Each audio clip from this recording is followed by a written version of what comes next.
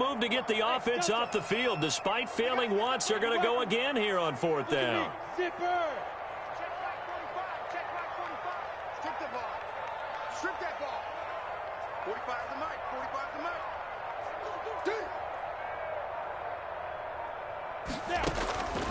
Now they'll throw here out of the gun. He's got a first down and much more inside the 20. And all the way down to the 17-yard line. A defensive breakdown allows a pickup of 16 on 4th down. So from the 17 now, here's a 1st and 10. Get ready. Get ready. Get ready. Yep. 46 to Mike. 46. Watch the run. Watch the run. From the shotgun now, here's an inside give. And he'll get this one down to about the 17.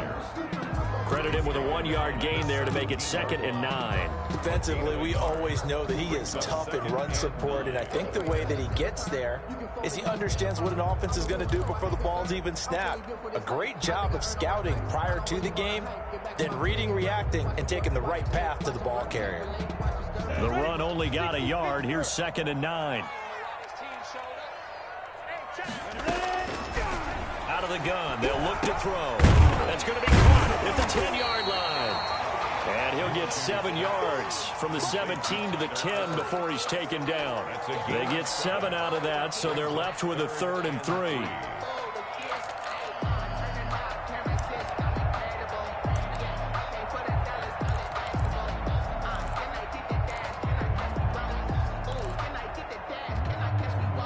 Field goal would get him the lead, but that's not what they're shooting for as they come up on 3rd down. Recon, 132 fighter. He can't hang. He's not going to get me.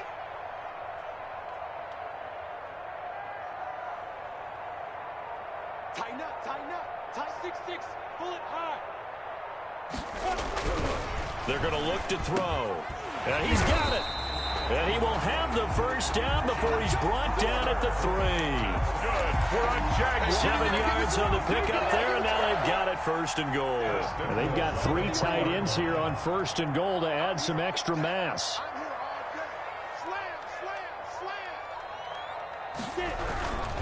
They'll try and run. This is Robinson. And he is going to be stopped cold behind the line of scrimmage. A loss of 2 there, 2nd down. That's an excellent stop right there here in this tie game. They're doing their best to hold the fort and at least force a field goal attempt. Off play action, it's Minshew. And a little floater there is incomplete. Incomplete. Intended for James O'Shaughnessy. Brings up 3rd and goal.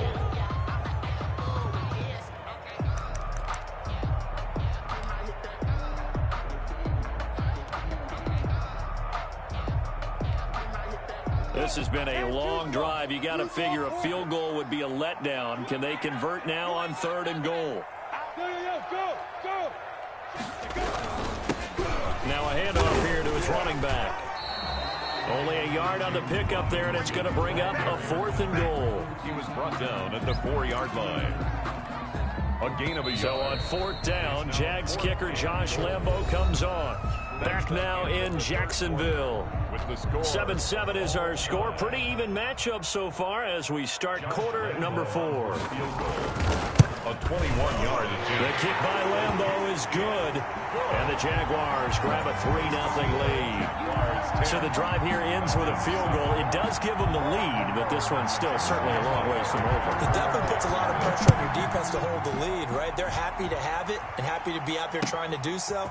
But I know as a former player, in the back of their mind, they're thinking, why don't you score the touchdown and seal this thing? Falcons take over 1st and 10 at their own 16-yard line.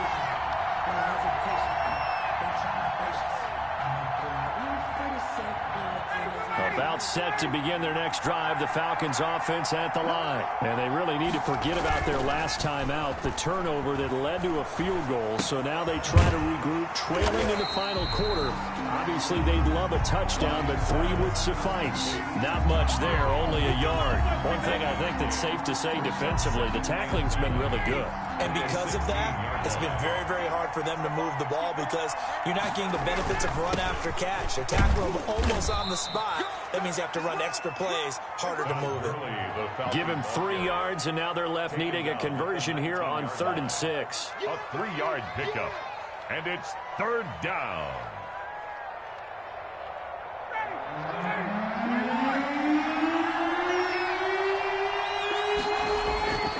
Play action. It's Ryan. And he's taken down. Back at his own 7.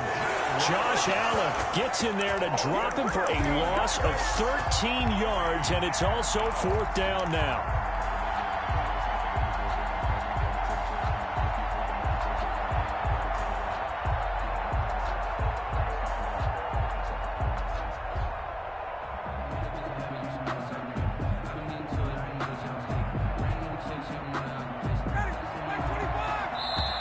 The Jaguars going to go ahead and use their first timeout. That'll leave them with 2 remaining. We'll be back after this.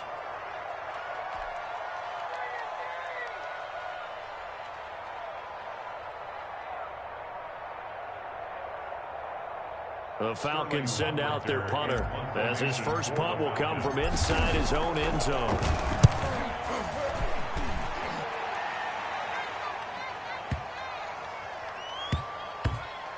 And the punt will kick out of bounds, and it'll be spotted inside the 30-yard line. At their own 28-yard line.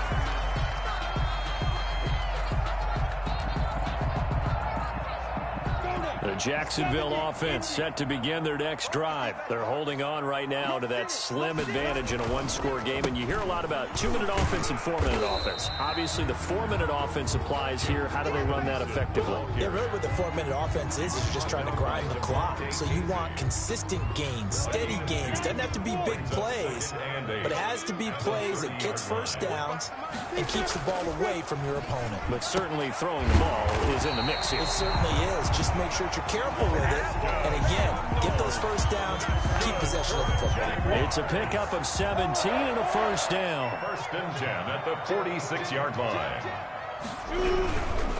They'll run on first down. Robinson. And this one goes nowhere. Losing yardage on the play back at the 46. He'll lose a yard there, and it's 2nd and 11. And in this situation with a lead 4th quarter, they're liking keeping the ball on the ground, I'm sure. That's just smart football, but you know the defense has to know it as well. They've got to stop them here.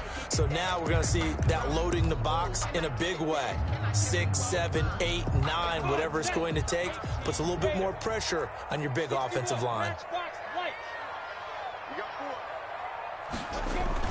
The play action fake. They'll look to throw. Oliver, the tight end, making the catch. They'll wind up getting 10 back as that sets him up for 3rd down. Tell you what, he's been able to put the ball in some tight spots all game long. That throw, no different. Yeah, a lot of people would call it a gutsy type of a throw. I think he looks at it as, I can do it, so it's not that big of a deal to me, and I'm going to keep firing.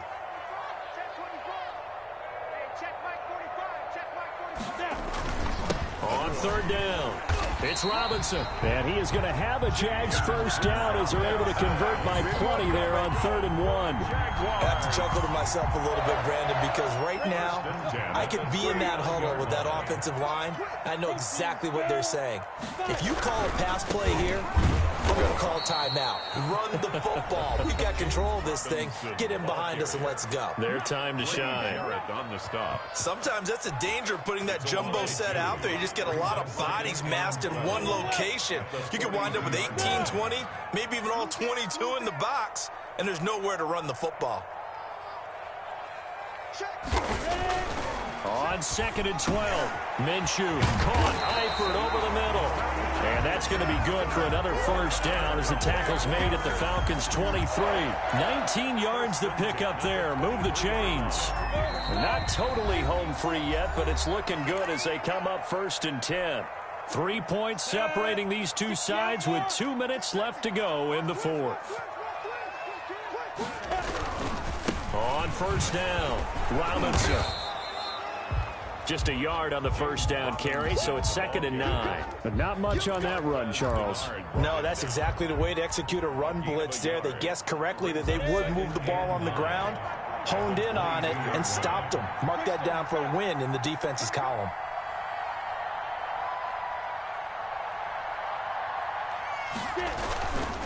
And it's Robinson. 2 runs in a row, but only 2 yards to show for it. The Falcons going to use the second of their timeouts as they'll talk it over here before what will be an important 3rd down.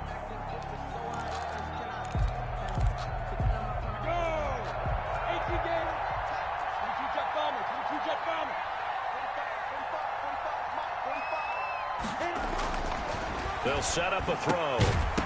And that is incomplete. Normally being a big-bodied receiver plays to their advantage downfield. Go up and make the catch, take the hit, and pick up yardage. But in this case, the hit was timed really well and popped it free from his grasp. And Lambo will put this one through. And the lead stretches to 6 here. It's 13-7. So they get to 3, but you wonder now, is that going to be enough? Excellent question, because when I look at the smiles on that side of the field, they're a little tight, aren't they? If they had scored a touchdown there, those would be big half-moon grins right now because they feel a whole lot better about their position. On a touchdown in the other direction, all of a sudden they're down. About set to begin their next drive. The Falcons offense at the line. They're down here in a 1-score game. But the time, it's a factor, but it's not a huge factor right now, is it? It's really not, because this amount of time gives them a chance to run their offense, to go through play sequences. And this is what they work on every week in practice, usually on a Friday. They go over this type of a situation, late game situation. What are we going to do when we have the opportunity? They've called these plays a bunch of times. Now's their chance to execute them. They have the opportunity now. Here's the execution. Now a desperation throw deep downfield. And this is caught inside the 5. And that's a touchdown as they've broken our tie here in the final minute of the 4th. We all knew the situation. We're in the 4th quarter. Who's going to step up and make the big play? Well, we just saw it, didn't we? Took their shot, downfield, got it, and now they're in a great position to take the lead. Now Younghoe Koo for the extra point.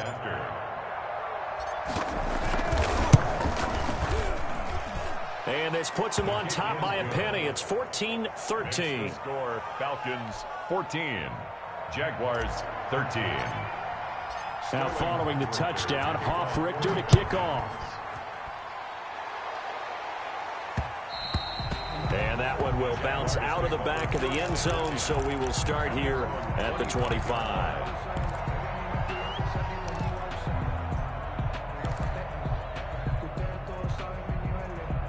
Jaguars come to the line to start their next drive. They're only in need of a field goal, a decent amount of time on the clock. So tell me if I'm wrong. You don't have to be too panicked here. No, not at all. I agree with you. And this is where your preparation and your confidence comes into play. They've worked on these situations. They practice this all the time. They practice it all the time. They know what they want to get done. And in a lot of cases, the great competitors, they love this situation. They think they can go ahead and get it done. They practice it. We'll see if practice makes perfect. That one complete. He finds Sharp. Now the Jags will use the second of their timeouts as the clock will stop with just under 30 seconds left to go. 2-yard line.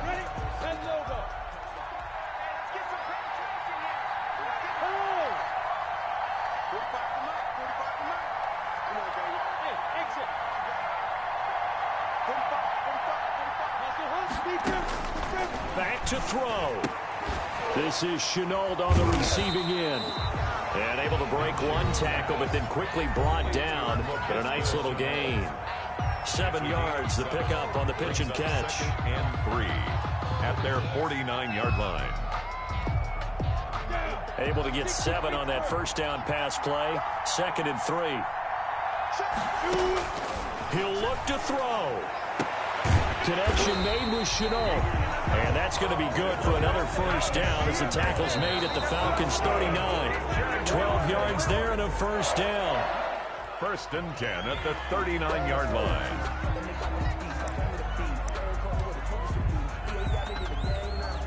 So now the onus will fall on the shoulders of Josh Lambo. And now with 6 seconds remaining, they're going to burn their final timeout. So now the onus will fall on the shoulders of Josh Lambo. This from long, very long range. In that is no good. Wide to the right. And this score will stay right where it is. Well, befitting a tight game like this, it all came down to the wire. But in the end, the field goal to win, it goes begging. Oh, man, that is a tough way to lose a football game. You put yourself in position, and you give yourself a chance. But it's just not meant to be. So time runs out. It's a victory for the Atlanta Falcons. And I tell you what, they were big favorites coming in, but they had to work.